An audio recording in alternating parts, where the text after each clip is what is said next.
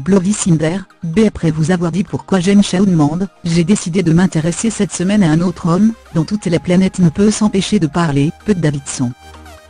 Depuis l'annonce de ses fiançailles avec Ariana Grande le 11 juin dernier, tout le monde veut savoir qui est Pete Davidson. Bien évidemment, chez Melty.fr, nous avions prévu le coup et cela fait déjà un moment que l'on vous dit tout ce qu'il y a à savoir sur ce New-Yorkais de 24 ans B. Et parce que la séparation d'Ariana Grande et Mac Miller a fait couler beaucoup d'encre le mois dernier, j'ai choisi de vous dire pourquoi j'aime sincèrement Peter Michael Davidson, de son vrai nom. Et la première raison est bien évidemment son ouverture d'esprit. Une publication partagée par Pete Davidson, à Pete Davidson, le Time 17 mai 2018 à 11:18 Tim. Vous le savez sans doute, Pete Davidson a eu un petit souci avec la drogue.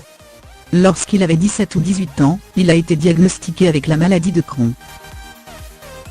Il s'agit d'une maladie inflammatoire chronique intestinale, qui peut avoir des conséquences sur le tube digestif, mais aussi la peau et même les yeux.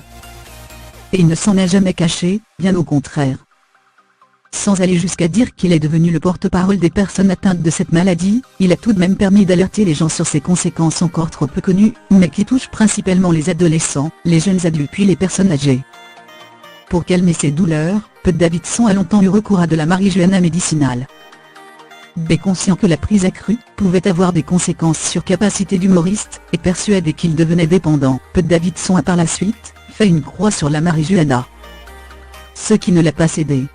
Par chance, il a récemment découvert qu'il était victime de troubles de la personnalité borderline. Lui qui pensait avoir un problème de drogue. Une publication partagée par Pete Davidson, à Pete Davidson, le Time 30 mai 2018 à 10:00 Tim. Dans les médias, sur Internet, à la télé et sur les réseaux sociaux, Pete Davidson n'a pas hésité avant d'aborder ces sujets.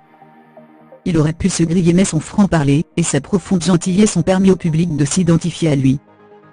Et bien que je ne souffre pas personnellement des mêmes troubles que lui, Pete Davidson demeure à mes yeux l'une des personnalités les plus sympathiques que l'on a découvertes cette année, ce qui m'amène à mon second point.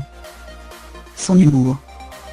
Au cas où vous ne l'auriez pas déjà lu dans un précédent article, Pete Davidson officie régulièrement au Saturday Night Live, l'une des émissions les plus appréciées et récompensées outre-Atlantique. Premier scénariste du SNL à être né dans les années 1990, Pete Davidson a rejoint l'équipe de l'émission en septembre 2014. Et depuis, son humour n'a cessé de faire des ravages. Et parce que Pete Davidson est un humoriste qui assume tout, il ne manque jamais de faire des blagues sur sa propre vie. La vie sexuelle de sa mère, sa vie natale, tout y passe. Même la mort de son père, un pompier décédé lors de l'opération de sauvetage, qui a eu lieu le 11 septembre 2001. Ce véritable traumatisme, Pete Davidson est parvenu à en faire quelque chose de positif, et de signifiant pour les téléspectateurs. Le troisième point le plus évident c'est Ariana Grande. Fan du couple qu'elle formait avec Mac Miller, je dois bien reconnaître que j'ai été le premier surpris de lire la nouvelle de leur rupture. Enfin, je veux dire, il lui a quand même dédié tout un album. Néanmoins, nous avons récemment découvert que tout était loin d'être rose entre Harry et Mac Miller et depuis, je suis incapable de lui en vouloir. Elle a fait le bon choix et nous n'avons aucunement le droit de la juger. Je ne suis pas en droit de la juger. Et cela notamment parce que je ne sais pas ce que c'est que de vivre au quotidien avec un rappeur qui a des problèmes avec l'alcool et la drogue.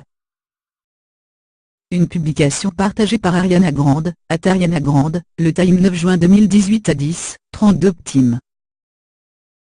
Et c'est souvent à ce moment-là que les détracteurs de Pete Davidson arguent qu'il est loin d'être le prince charmant qu'Ariana Grande mérite. Certes. Mais comme il l'a dit lui-même via ses Instagram Stories, juste parce que quelqu'un souffre d'une maladie mentale, ne signifie pas qu'il n'a pas le droit heureux ou en couple. Et je pense sincèrement qu'il a tout dit.